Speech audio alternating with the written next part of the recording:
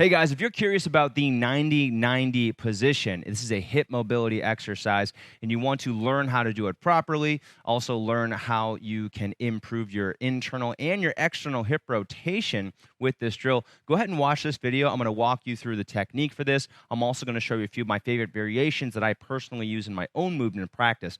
This is going to help with opening up your hips. It's going to help with your back, your knees. Your squats will get better. Your lower body exercise will get better and more efficient. And you're also going to lower your risk of injury. So be sure to watch the full video, subscribe, and like the video if you find it helpful.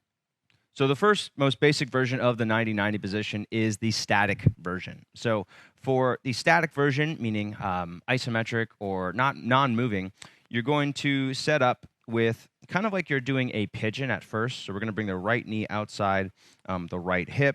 We're going to get the inner thigh facing up. This is external rotation. We're pretty used to doing this in yoga. What's going to be different here is the internal rotation and what we do with this back leg. So with my left leg, I'm going to bring my knee directly out to the side of my hips. So my left thigh is going to be parallel with the top edge of the mat. And then my lower part of my leg here is going to be perpendicular to the top of the mat.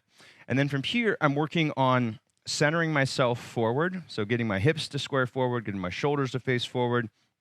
And what's really common here is if you're new to this, you're going to feel like you're dumping all of your weight to the right side. So something that you can do initially as you get better at this, you can put a couple pillows underneath this right hip. I find that helps. If you have a yoga block, you can put this yoga block under the hip.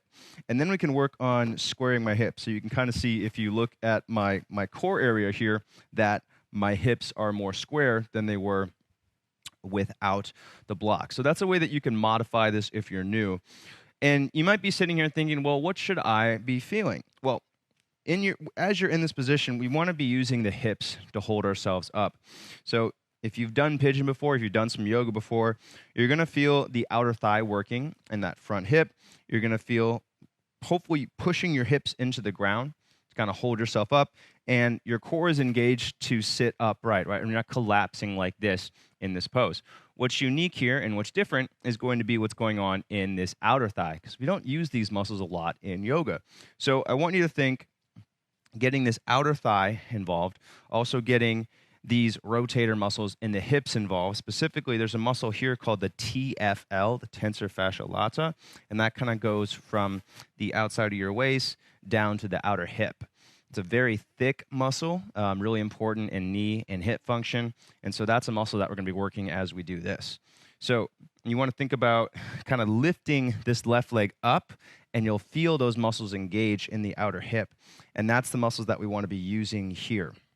So we're upright, we've got, again, kind of pigeon with the front leg, and then kind of this 90-degree position with the back leg here. So this is how I like to do this pose.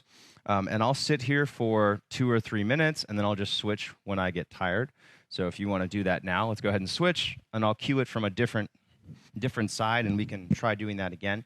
So again, I'm setting up like pigeon with my left side. My left knee is going to be outside the hip, not directly in front of the hip, but outside the hip. Inner thigh faces up, outer thigh faces down. With my right leg, I'm going to bring that knee out to the side, so it is directly to the outside of my hips. I'm going to sit up as tall as I can here, aiming my hips straight forward, aiming my shoulders forward. You can put that block underneath your left hip, the hip that is forward here, and that's going to help square your hips. So if you look at my core now, you'll notice that my hips are more level as I do this.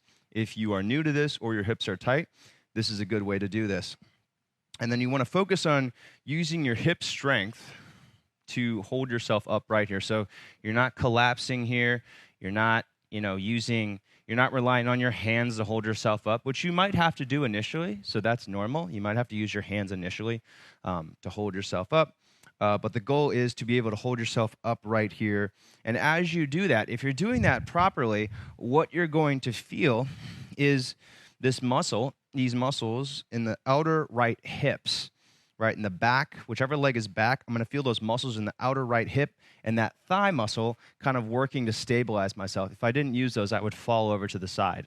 And if you don't feel it yet, you just need to be consistent with this. If you try it about 3 times per week, eventually your muscles are going to develop that muscle memory or the muscle activation to properly engage, but it will take some practice at first if you are not familiar with this pose. And again, I recommend holding here for 2, 3, 4 minutes, just doing your best to kind of get comfortable in this position. If you're not breathing, it's going to make it more difficult, so make sure that you're inhaling in and out of your nose and focusing on building awareness in the muscle. So you're working on training that mind-body connection so that those muscles will engage on command. Hey guys, hope you're enjoying this tutorial. If you're looking for more, I've got a free 7-day sexual wellness challenge, no credit card required, that you can sign up for at the link in the description below. Do that when the workout's over. Other movement that I want to show here is 90-90 as a active mobility drill. So this is going to be a bit more movement focused. Now I'm going to show you the first one, and I'm actually not a huge fan of this first one, so I'm going to show you the second one as well. So make sure you watch both. The more traditional version of this, you're going to start with your legs kind of like this. Your feet are spread a couple feet apart. You're sitting as upright as you possibly can, right? So you've got some good core and hip flexor engagement here, kind of like you would for a boat pose. And then from here, you're going to let your knees drop out to the side. Bring the inside of your left knee toward your right foot. Bring the outside of your right knee toward the ground. And you're doing your best to stay upright in this position, right? So I'm not collapsing here. If you need to use your hands to support yourself, that's fine. And then from there, you're going back to your returning position and then switching sides. So now the left knee, outer left knee comes down, inner right knee comes down. You're holding here for a breath or so, and then you're coming back. And so you're just going back and forth like this. You're not going quickly. You want to move slowly and controlled, trying to own every little angle of this movement and just going back and forth. And I would make sure you do at least 60 seconds as you're doing this. You could also, if you want to think about it, you could do 10 per side or maybe 5 per side and then do 2 or 3 sets of that. But this is the 90-90 position. Really good for working on hip rotation. It's really going to help with your squats. You can do this on its own as a standalone exercise. You can also do it as a warm-up for any lower body workout. So whether you're going on a run, if you're doing another yoga workout, if you are lifting, if you're going to be doing squats, this is a really good warm-up to make sure that you've got good mobility in your hips, good functional, extended range of motion in your hips, but also using the right muscles. All right, now I want to show you the active mobility drill for this that I really enjoy. This is something that I started doing a few months ago. I don't quite remember where I picked it up, but I've really been enjoying this, especially when I do I've been traveling a lot, so my hips are tighter than usual. This really helps with getting my back unstiff. So we're going to start setting up like you would for that 90-90 position we did at the beginning. All right, so if my left leg is back, that knee is outside the hip, straight out to the side, and then my right leg is set up like I would for pigeon. Right knee slightly outside the hip, inner thigh facing up. And what I'm going to do here, I'm basically just going to switch back and forth. So from here, I'm going to try and keep my hips off the ground. I'm going to lift this back leg off the ground, right? I'm not sliding it forward, but I'm actually lifting it up and moving it, and I'm going to move into this left leg externally rotated now, and then lift my right leg and turn this into the internally rotated position. And my goal here is to lift this leg, keep it off the ground as I'm moving back and forth between these. My goal as I'm putting that leg to the back is to keep it off the ground for as long as possible as I shift it to the back. And then once I get it there, I'm going to try and get myself upright, get into an upright position, so using my core strength, using my hips to hold myself. And then make sure that as you're transitioning, you want to lift up this back leg, keep it off the ground. Don't just slide it off the ground, but actually lift it off the ground.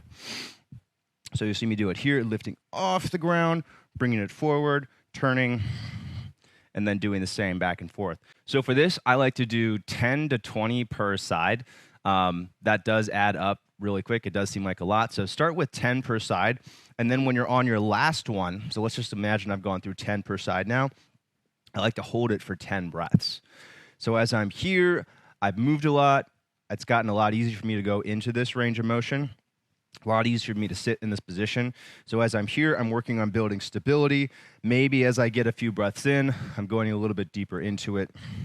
And the goal here is getting this knee outside the hip, getting your hips as close to the ground, getting your hips as squared as possible, and using your core strength and your hip strength to keep yourself upright. All right, guys, I hope you enjoyed this little tutorial. Make sure to subscribe if you haven't already. We put out new videos every week for free here on YouTube. Leave a comment, you have some feedback, and I hope to see you on another video soon. Guys, if you're looking for a quick 10-minute workout that you can use to strengthen and increase mobility in your hips, go ahead and try out this workout in the upper right-hand corner. I think you're really going to like it.